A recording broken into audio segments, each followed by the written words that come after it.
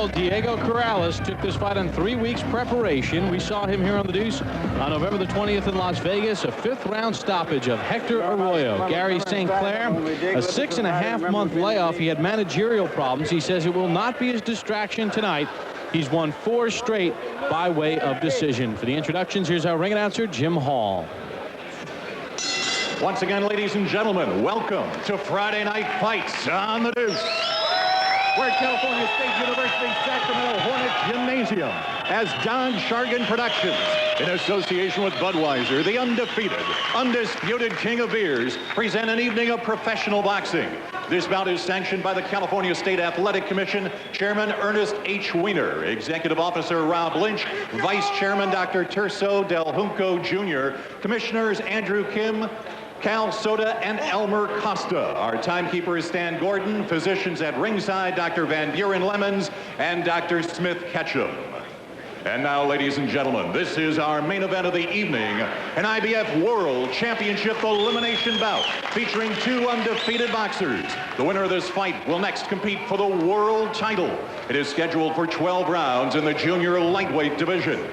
3 judges are assigned to score this bout. They are Dave Nelson, Steve English, and Joan Ortega. When the bell rings, your referee in charge of the action is John Shorley. And now, ladies and gentlemen, introducing first in fighting out of the red corner. He's wearing black and white and weighed in at 130 pounds. He's had 15 victories, 7 by knockout with no losses and just 1 draw. From Georgetown, Guyana, here's Gairy St. Clair. St. Clair. His opponent across the ring fighting out of the blue corner. He's wearing white and red. He weighed in at 130 pounds also. He too undefeated with 25 victories, 21 by knockout. From Sacramento, here is Diego Chico Corrales.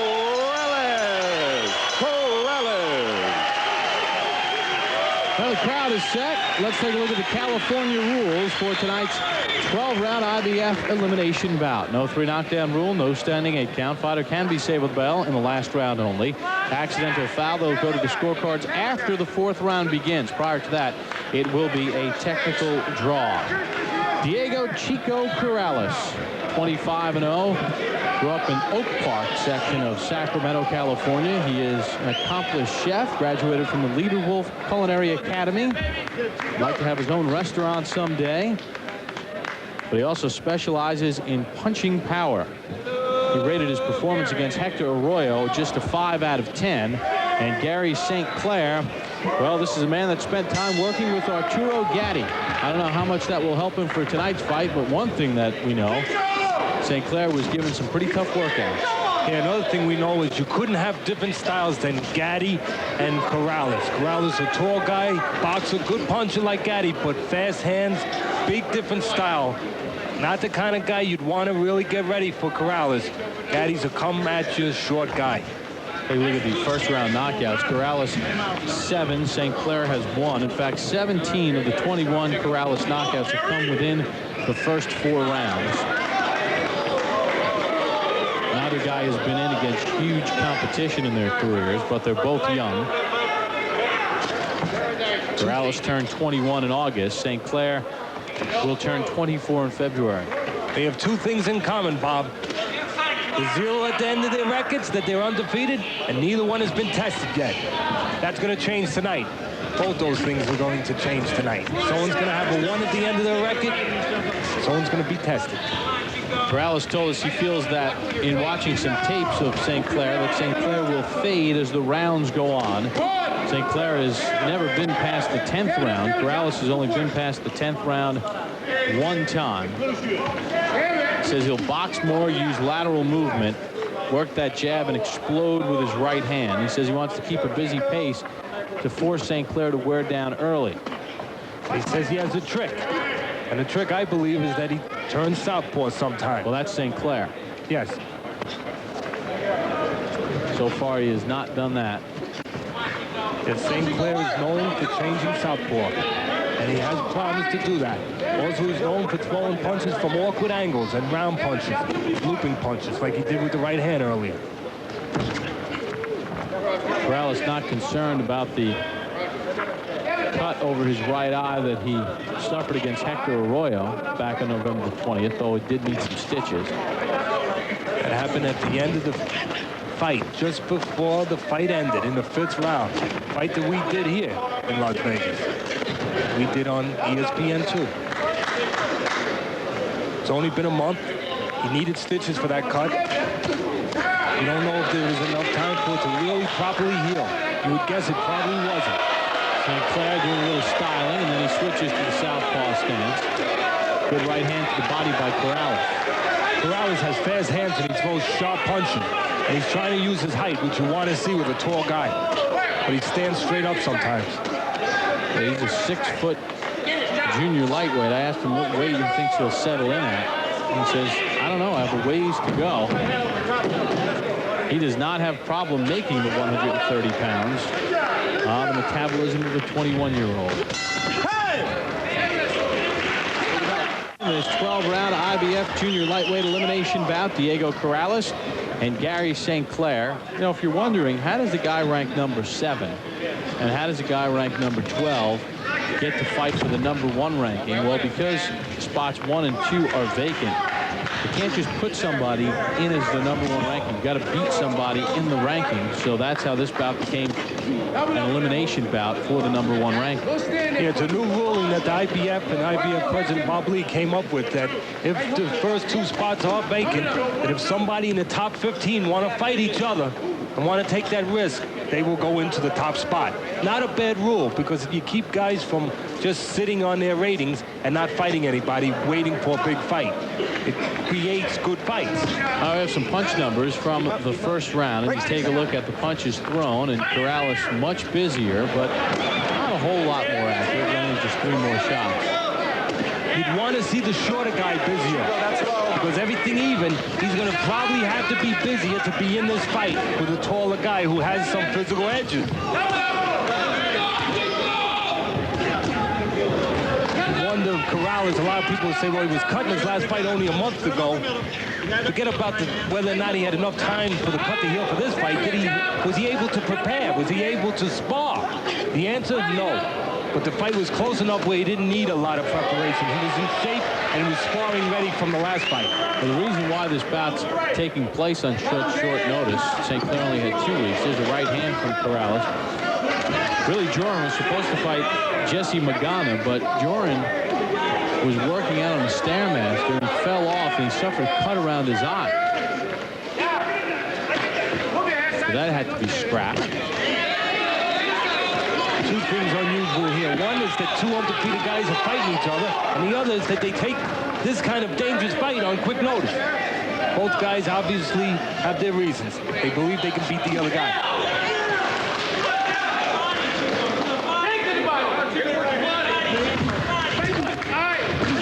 Left hand is down on Corrales when he throws that right uppercut. He has to watch that, because if St. Clair steps in with the right hand, he's going to score.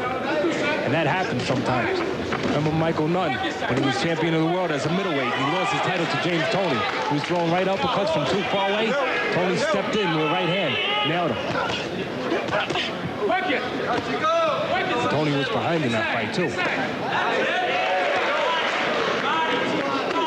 Same shot that Holyfield used to knock out Buster Douglas in 1990. Corrales is nice and relaxed with his punches, real loose with his punches.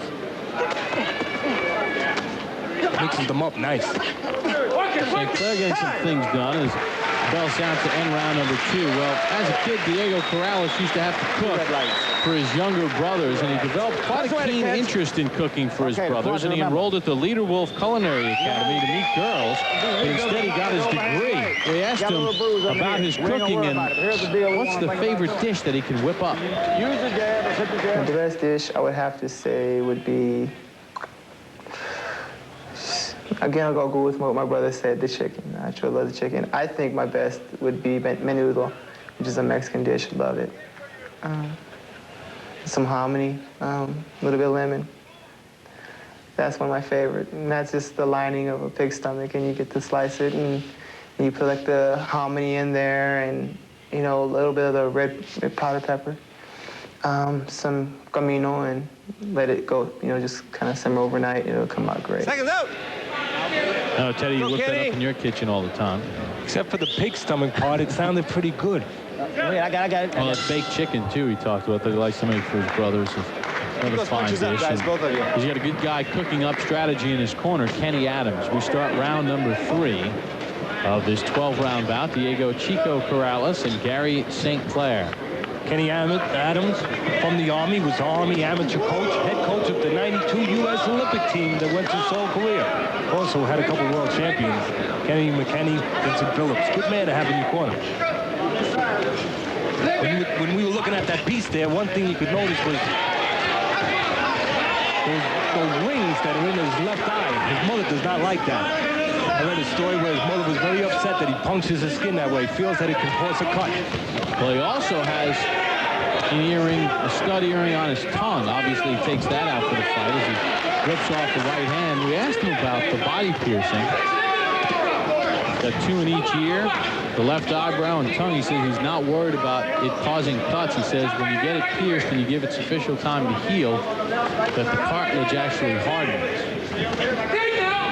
He's in line with a lot of these tall, wiry, string bean, almost skinny, or I guess you could say skinny, guys that become world champions in great punches. A lot of people think the big, strong guys are the big punches. Those wiry guys, they get leverage in their punches. They can really punch. And in fact, on our classic piece, I think they're doing some on Bob Foster. Good example, light heavyweight, real tall, wiry guy. Could punch like heck.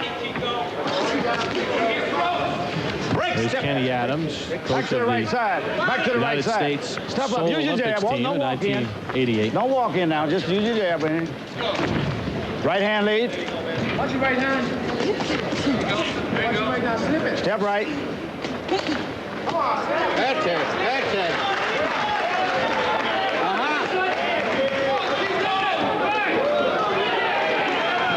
Keep working. Keep working. Keep working it. Work that body, baby. And jump around the right hand. There you go. Come on, Chico. Feint. That's it. Now give me the right uppercut. Give me the right uppercut. Stay right. Stay right. Ah, you slapped on that one. You slurped on. You slapped on it. Step right there. Step around. Watch your right hand. Put right first chest. Keep working there. Keep doing it. Give me 2 of them up there. Give me 2 underneath there. Break step. Step right. Come right. Kenny Adams talking. Teddy, how much does a boxer actually listen to his cornerman in between a round like that? You can't really listen. You got to concentrate on your job that you're doing. Every once in a while, you might hear one thing, but usually when you're really into the fight, you're not hearing too much. We've come to the end of round number 3. Diego Corrales throwing a lot more punches than Gairy St. Clair. Corrales as he begins round number 4 against Gairy St. Clair. This is an IBF junior lightweight elimination bout. The winner gets the #1 ranking in the IBF. Like Corrales, good fast hands, real relaxed with his punches, and he uses his height. And he puts punches together, Bob, not one at a time. All right, let's take a look at some punch numbers through the 3 rounds. You see Corrales busier. The connect percentage in favor of St. Clair, but Corrales has landed more shots. In the 3rd round, Corrales connected on 23 of 77, and St. Clair very inaccurate in round 3, just 12 of 63. Good left hand by Corrales. St. Clair's trying to get small with the taller guys, so he's harder to hit. And there he went upstairs after being downstairs and caught the standing up straight Corrales with the looping right hand. I think if St. Clair's going to have any kind of effect or success in this fight, it's going to be with the looping right hand, because Corrales does stand straight up. That looping right hand comes over top, you stand straight up, it can be really effective. Like Tim Witherspoon, the former heavyweight champ of the world, used to be effective with that punch. Teddy has a shutout after 3 rounds. Teddy, what about the advice given to St. Clair in between rounds? Well, they wanted him to get small. They didn't want him standing up tall, and they want him to work that body, which he's doing more of this round. So far, the talk in the corner has helped him so far in this round. He needs to be inside, past those long arms of Corrales, needs to work the body and throw that looping right hand. Corrales has one flaw, stands straight up. left hand is down sometimes.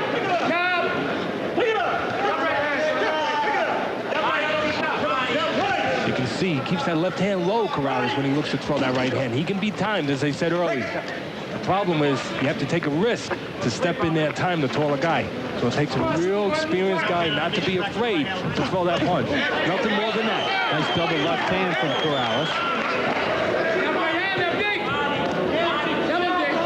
Close round, early round with Sinclair. Corrales is starting to do what he has to do to bring it close again.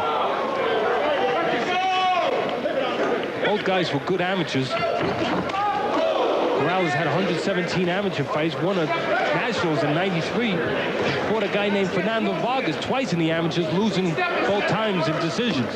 And of course, Vargas, Saturday night, just won the junior middleweight title from Yuri Boy Campos. And I asked him about that. Does that help your confidence that you know you were able to fight a guy who became world champ? That might be in your future? He said, yeah, it's not a bad thing. Come on, Chico. Well, St. Clair has been able to land that right hand. There he goes left, right. And by far the best action from Gairy St. Clair in the bout.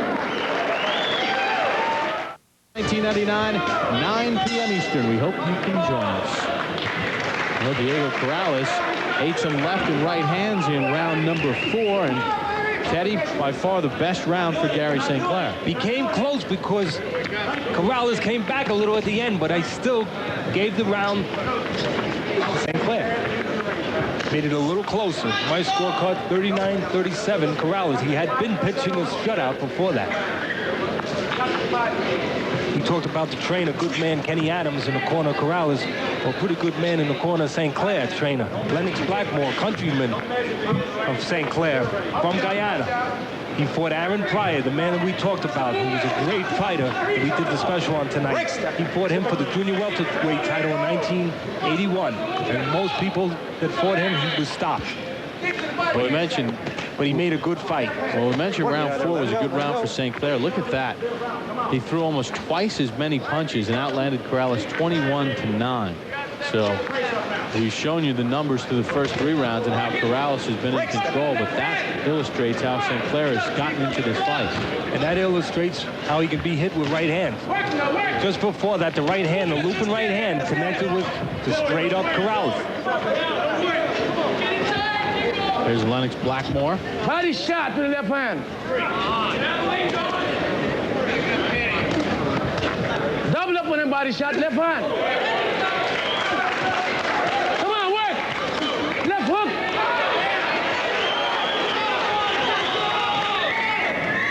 Left hook, Gary, come on. Work your side. Right hook, left leg. Work. Move your hand, side to side. Right hand to the body, left hook to the body. To the body with the right hook, son. Right hook to the body, son. Come on, Superman. Work, work now, work. Well, St. Clair not working as hard as he did in the last round. Oh, no, he's definitely not. He's got the problem of getting in without taking punishment with the taller Corrales. But once he's inside, he has to make the most of it. Because he doesn't know if he'll get that chance again. And to get that chance, he has to take risk. So when you're in there and you get past the risk, you have to make the most of it when you're the shorter guy. And you usually have to throw more punches than the taller guy. If you're going to even up those physical disadvantages. He's going to win this fight, has to upgrade his punch ratio. No doubt about it. Well, Corrales putting his punches together here in round number 5 and doing a pretty good job after St. Clair had a pretty good and solid round number 4. Remember, this is a 12-round junior lightweight elimination bout. IBF champion Robert Garcia, because the winner here is an IBF guy. The best guy there is probably Floyd Mayweather, who will be fighting tomorrow night in a tough fight against Angel Manfredi, and the winner there tomorrow night will probably be the fight of the year.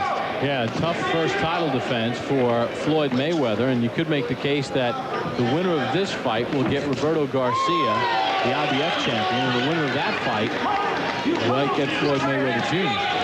if they want him. Floyd Mayweather Jr. is the complete package. Really good fighter. Look at the numbers in round number 5. St. Clair, jab-wise, was 0 for 26 in round number 5 as far as jabs are concerned. See, Corrales did a little smart thing. Threw a left hook, right hand, and then stepped out, hoping to lure in St. Clair to get him to come in and leave himself open where he could catch him with a counter.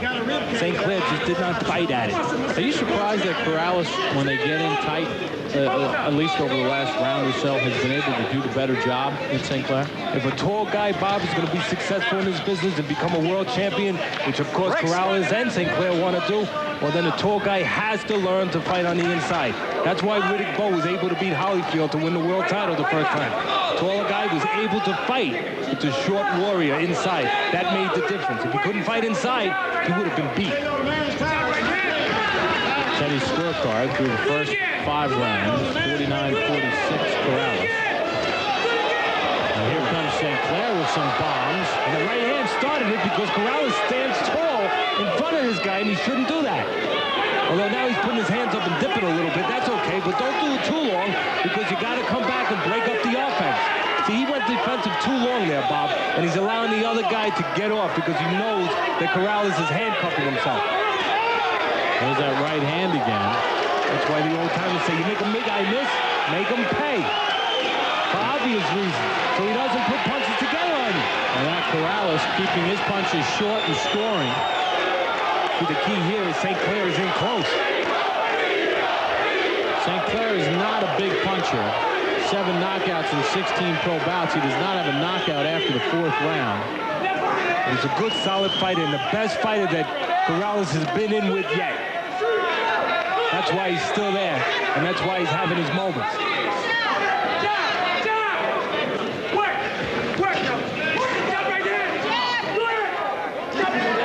St. Clair has had his moments. Corrales doesn't seem too phased at this point, and he scores with a good right hand. Little grabbing there by St. Clair. It's got to give confidence to Corrales. Well, we come to the end of round number 6, the midway point of the bout. Gairy St. Clair picking things up in round 6. Let's find out what Brian and Max think, guys.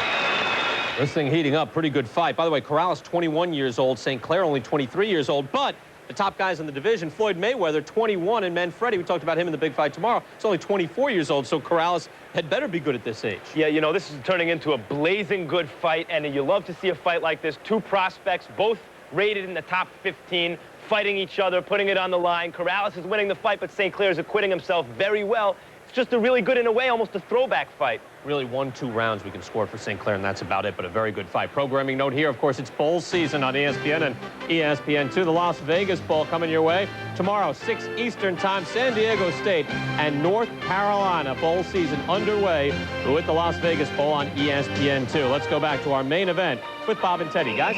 Come on, game finished. All right, looking forward to Bowl week, and here is Diego Corrales with Kenny Adams in the corner. Kenny Adams got on his charge there a little bit. Give me a right. He didn't like that round for St. Clair. He felt that he allowed St. Clair to get back in the fight and have life when he was starting to tire, starting to fade a little. You don't want to give a guy confidence when he's been behind. Well, Corrales was much busier in that round. He threw 22 more punches. And did land 8 more, but St. Clair landed some big shots. And there you get a look at some of the numbers, the power punches that I referred to. Corrales 28 of 61. It was a good last round for St. Clair because he needed it. Did you give it to him? Made it even. Made it even. Corrales finished a little bit stronger, and the exchange is a little edge to St. Clair. Very close. I gave it to Corrales because I thought for most of the 3 minutes he was the better boxer, although St. Clair had that 30-second stretch. There is Teddy's scorecard, 58-56. 59-56, so you had the even one. That was 59-55.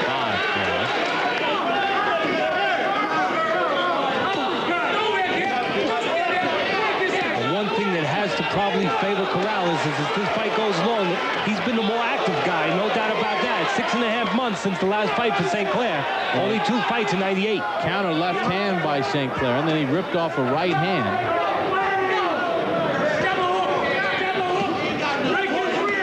Corrales has a pretty good chin. Been hit with that looping right hand a couple times. St. Clair, like you said, not a big puncher. But Corrales hasn't blinked. And for that matter, neither has St. Clair when Corrales has hit him. And you know what? He was a good amateur. You have 117 amateur fights, and you fought a guy like Fernando Vargas twice. And you probably have a good chin. Because it's been tested a few times. Because you've been fighting real top competition. You won a Nationals, you were fighting top guys. Guys that you usually don't fight in the pros till you get to 10-round status.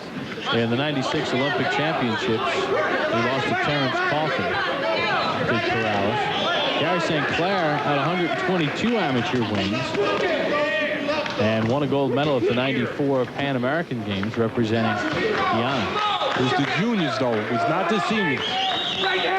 Little different. Younger guys. Still shows that you can fight, though. Clear it up in there. Good work. See, pulling straight back, he got caught. Corrales' credit, he threw the punch. Did not pull straight back. Well, with the exception of a counter left and a right hand, St. Clair has not done a lot in round number 7, and it looks like he's digging himself quite a deep hole in Corrales' hometown.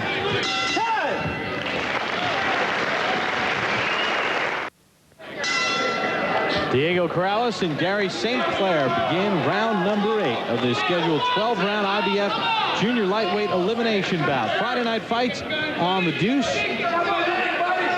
At stake, the #1 ranking in the IBF. Let's take a look at some punch numbers through 7 rounds. And you see Corrales much busier, a bit more accurate. In round number 7, Corrales threw 29 more punches. He landed 11 more. So he's been busier and just slightly more accurate. It adds up on my scorecard. I have it 69-65 Corrales. You had round 6 even. Both agree that in round 4, St. Clair was the better man. He was busier, more accurate. There's that right hand again. Teddy, can you rely on just that? No, he can't. Not with this guy. This guy's been around. This guy shows that he can take the punch. He needs more than just that. And plus, St. Clair's not the kind of big puncher that can erase their opponent with one right hand. So he needs a little bit more than that, I'm sorry to say, for him. But that time, it didn't land. Corrales dipped a little bit, which he needs to do. But the reason he dipped, he was on the outside, he saw it coming. When he's inside, he stands straight up and you can set him up. You can go downstairs and then upstairs, like that. St. Clair's trainer, Lennox Blackmore, said, step in with the jab. Don't just throw out that left hand. Actually step in. Well, you have to when you're the shorter guy, otherwise you're going to hit air. That's okay if you're in the gym shadow boxing, not if you're in the ring. Corrales is trying to use his height, though. You have to give him credit for that. He should be using that height. Now he's inside. His punches together nice.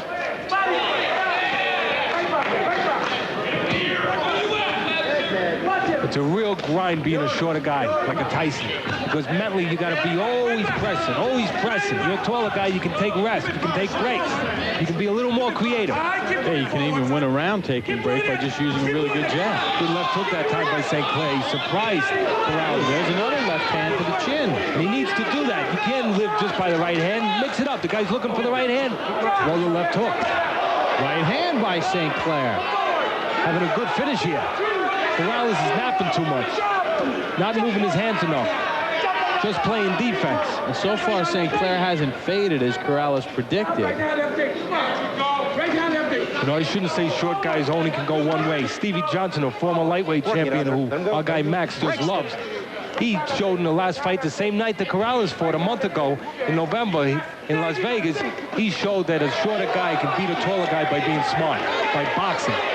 Well, Gairy St. Clair has nailed Diego Corrales with some shots, but Corrales continues to press forward. We are in Sacramento, California. A lot of great boxing tradition in the state of California. Let's take a look at a Friday Night Fights flashback.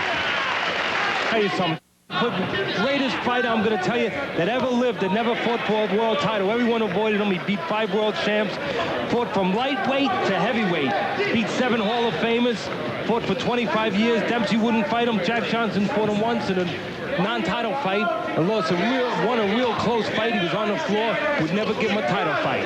He was a great fighter. The fireman Jim Flynn, he was no chopped liver neither. He had the scheduled for 45 rounds, but a round could end if a guy went to a knee or there was a knockdown. So one of the legendary stories. You know, you get legendary stories that are just great to hear from the old timers when you have these legends like Langford. He used to eat oranges in between rounds. So when he came to that fight, he came with only 8 oranges. They were going to the ring. And supposedly, fireman Jim Flynn said, "How come you only got 8 oranges? This fight's 45 rounds. He said, "It's only going 8. He was a great fighter. And Flynn had a win over Jack Dempsey early in Jack Dempsey's career, 1-round knockout. Well, Diego Corrales has taken some shots from Gairy St. Clair in this fight, but he's never really even been backed up. Last round, Corrales was a little bit busier and landed a few more punches, but you do have to give St. Clair credit. The meaningful punches in round number 8 were tipped in the scales of St. Clair. Teddy, it's just, I don't know, the fact that St. Clair just doesn't have enough firepower to turn the tables here or what, but, you know, right now this is settling into a Diego Corrales unanimous decision. When you're a short guy and it becomes the kind of fight where it's really contingent on you, where the pressure's on you to press the fight, Get out of there. that takes a lot to every round have to be in there throwing a lot of punches. And he just has not been consistent in that area. Teddy's scorecard, 78-75, Diego Corrales. He had 1 round he did not, so have St. Clair less a point. Good left hook right hand there by St. Clair. Not the big power, though. Again. That makes it doubly difficult, I would think. If you're the shorter guy, you have to press the action. And then if you don't have that knockout pop, what are you supposed to do? Throw more punches. You don't knock everyone out. You throw more punches than the other guy. But he's not doing that in the fight. No, in the kind of fight it is, he's going to have to do that. Being that he needs to be inside, he needs to be busy. Because the other guy has the faster hands, puts punches together, and he's tall. And he's not lazy either. He throws quite a bit of punches. Yes, he does, when he has to. He looks like he's fading a little tiny bit, though, I tell you. Good work. Having a month without sparring maybe will affect him a little bit because of that cut eye that he couldn't spar for this fight. Well, it comes to the end of round number 9, Corrales and St. Clair. Kenny Adams getting set to pull the stool on Diego Corrales as they get ready to embark upon round number 10. This is a 12-round bout. The number 1 ranking in the IBF in the junior lightweight division at stake. Sacramento's own Diego Corrales, 25-0 with 21 knockouts. Gairy St. Clair of Guyana, now fighting out of Crown Heights in Brooklyn, 15-0-1 with 7 knockouts. And you mentioned about the stool being pulled out by Kenny Adams. He waited till the last second, gave his man Corrales every chance to rest. Last guy I ever saw do that, Bob, the legendary Ray Arcel, when he was in Roberto Duran's corner. Take a look at Kenny Adams and listen in. Give me the right uppercut, Chico. Come on. You're going the wrong way, I believe.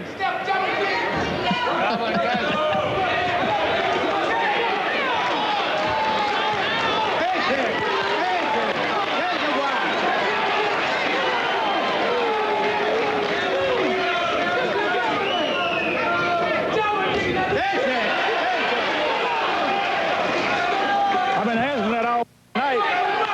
I've been asking for it all night. I've been asking for that all night.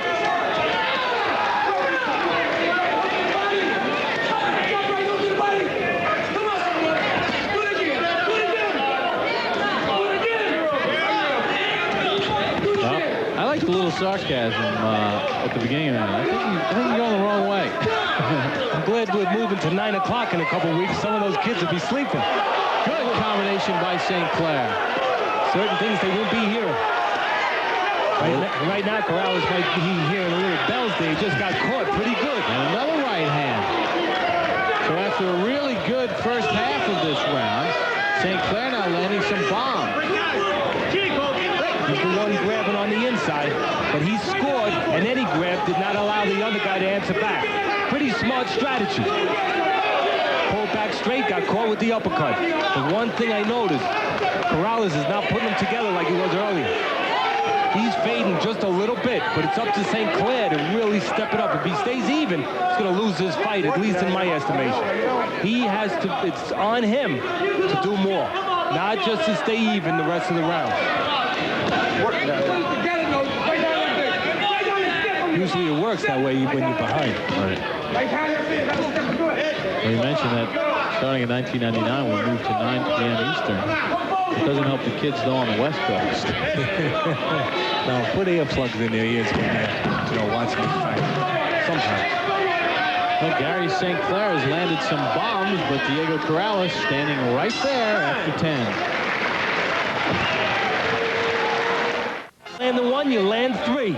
And the last one was the best one, set up by the first two. Left hook, right hand, left hook. Well, we start round number 11 between Diego Corrales and Gairy St. Clair. St. Clair has never been past 10 rounds. Corrales has gone past 10 rounds once. July the 11th of 1997, he stopped Manuel Castillo. Teddy, what about the exchange between Kenny Adams and Diego Corrales in between rounds 10 and 11? Kenny said, I'm not talking. You notice I'm not talking? You're not listening? Why should I talk? Hey, a trainer, a coach, they have to take charge. They can't just sit by in a seat and watch if their guy's not doing what they want him to do. He's trying to get through to his guy. Should I hand him my cell phone? Should he use that for the next round? You know about that. This guy's winning. That's the good news. All right, let's take a look at some punch numbers through 10 rounds. You see that Corrales has thrown over 100 punches more. He's landed only, though, 52 more punches. And in the last round, for example, he landed more punches and threw a few more, but St. Clair landed the more meaningful punches in that round. You and I both gave St. Clair round 10. He's faded a little bit, Corrales, and there's reasons for it. You can look at either way of thinking. One is that he's in there with a better opponent. He's been tested. He's been stretched out a little bit more. The other is that he didn't have real preparation from a month ago for this fight. He took the fight on 2 weeks' notice. He should have been in shape, and I'm sure he was, but he couldn't spar because of the cut from the last fight a month ago. Well, if he was counting on St. Clair to fade, as he told us, St. Clair really hasn't faded. Sometimes when you depend on someone to fade and he don't fade, you fade. Teddy's scorecard through 10 rounds, 97-94 St. Clair. You had an even round in there. Corrales is gone. I have it 97-93 in favor of Corrales. When you depend on somebody doing something, instead of just going in there to do what you got to do, and you say, okay, he's going to fade, sometimes you set yourself up for a little bit of a letdown. Good left hook to the body there, but then he pulled straight back, and St. Clair looked to throw that right hand. St. Clair needs to move his hands. He's pressing the fight, but not moving his hands quite enough.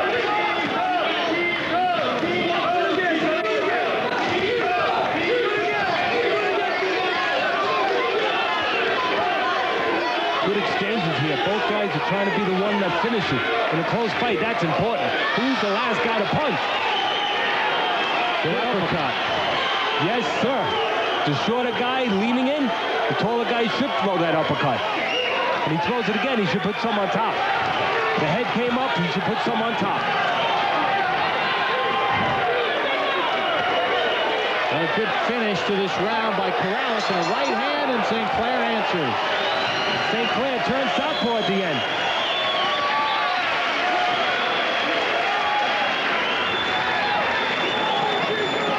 Come on, man, look up, look up! Open your eyes, look up! Look up! Hey, you coming back here like, what you gonna do? You winning the fight, well, you gotta keep your hands up and throw punches. Why can't you throw them? Are you tired? No. You're a liar. My hands are killing me. So what? This is for the championship of the world. I don't give a if they're dying, what do you mean they're killing you? Hurt. Well, so what? What you gonna do about it? Keep throwing. You want me to tell them to stop the fight? Hell no. All right, then. I want to see you throw some punches and go to work then. To the last round. Don't push him up. Stop pushing him. I don't want you to push him. Ease away from Just pull back. Instead of doing this, ease back. Right uppercut, left hook. Come on, you can do it. I know you can do it. Come on. Don't get up yet. Okay? Well, what about Kenny Adams saying to Corrales, I don't care if your hand's hurt. What are you going to do about it? Hey, this is a tough business. You like that stuff, don't you, Teddy? This is a tough business. He's not only getting him ready to win this fight, he's getting him ready for the future. The future does not end here. He's setting up future fights and attitude. Well, let's see how Corrales responds and St. Clair. And here's St. Clair to the southpaw stance. We have not seen it often in this fight. Kind of the #1 ranking in the IBF's junior lightweight division is at stake here.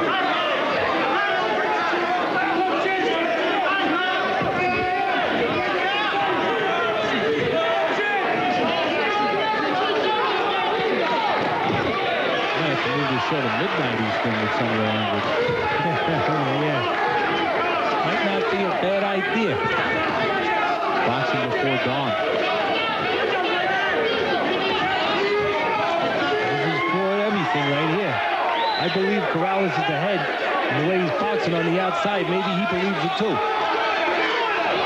He should be boxing on the outside, though, really. He's the taller guy. Use that jab, set up everything, take less risk.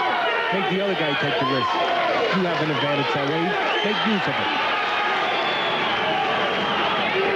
Nice steady scorecard. 107-103 Corrales. The bad news for St. Clair is he's not a big puncher. You would think he needs a big punch now to change things around.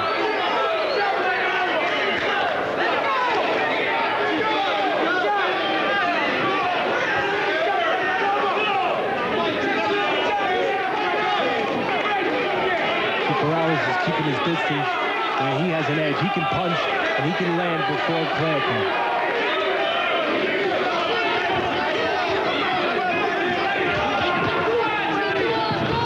Nice combination by Corrales. Sometimes it's misleading how effective the punches were because St. Clair goes so low. How about St. Clair with that left right on the button? Yeah, and he did it from his southpaw position.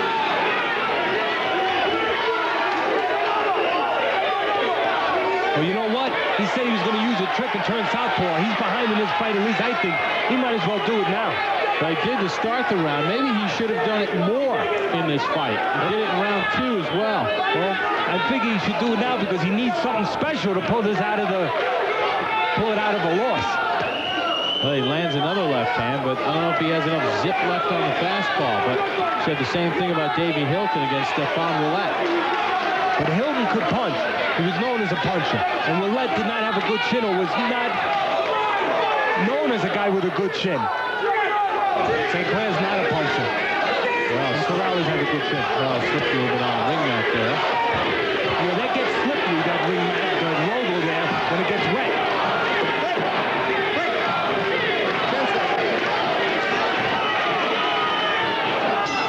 There's the bell to end it. Diego Corrales and Gairy St. Clair embrace. Corrales feels that he has captured the #1 ranking of the IBF in the junior lightweight division. But the only thing that matters is what's on the judges' scorecards. Back to Sacramento with the decision after this timeout on the Deuce. Fights on the Deuce has been presented by Brewery Fresh Budweiser, the undisputed, undefeated king of beers. This Bud's for you. Diego Corrales and Gairy St. Clair finished of their 12 rounds of work, and we take a look at the total punches through the 12 rounds of the bout. You see Corrales outlanding St. Clair by 89 punches. He outlanded him by 16 punches in the final round, 32-16. Teddy's scorecard. Teddy, you had it 117-112. You had an even round in there. I had it 117-111. Here's Jim Hall with the key decision. Ladies and gentlemen, after 12 rounds of boxing, we have a unanimous decision.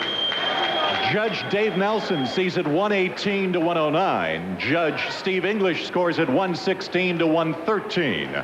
Judge Joan Ortega sees it 117-111. Winner by unanimous decision, now in line for a world title fight.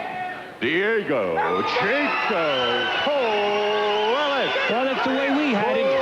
Now he's right there for a world title.